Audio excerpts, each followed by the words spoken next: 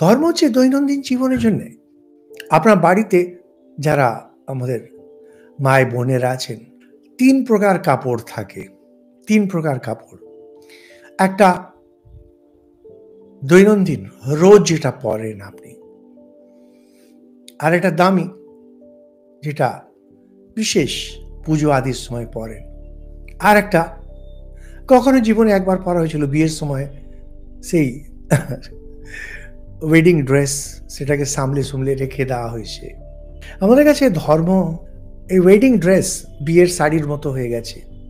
দীক্ষা যেদিন নিলাম হয়ে গেল, ব্যাস ওখানে কাহিনী শেষ। কদাচিৎ কখনো বিশেষ উৎসবের ড্রেস, দুর্গাপূজার সময় যখন বেরোবেন তখন ওটা পরলেন। তার মানে ওই বিশেষ দিনে একটু জপ করলেন, একটু বই পড়লেন, হয়ে গেল। ধর্ম তা না।